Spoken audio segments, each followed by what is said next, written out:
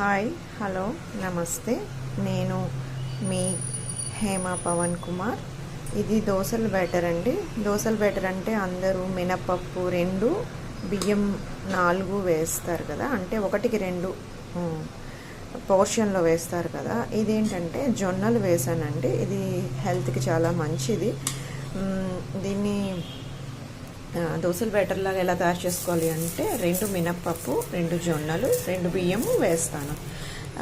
4 బియ్యం వేయకుండా బియ్యాన్ని అవాయిడ్ చేయడానికి కొంచెం, అంటే మరి బియ్యం వేయకపోతే అట్టు వస్తుంది కానీ కొంచెం స్టార్టింగ్లో వేసే వాళ్ళకి కొంచెం ఇబ్బంది అవుతుంది. లేదా 2 మినప్పప్పు 4 జొన్నలు కూడా వేస్ట్ చేసుకోవచ్చు. మనం పూర్వకాలంలో జొన్న పిండి తినేవాళ్ళు కదండి.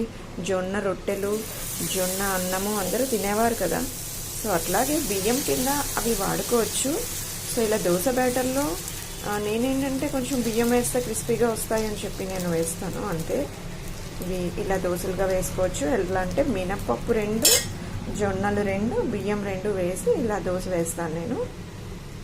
ఇవి మామూలు దోశల్లోనే ఇలా వస్తాయండి చక్కగా. మీరు కూడా ట్రై చేస్తారని ఆశిస్తున్నాను. నమస్తే.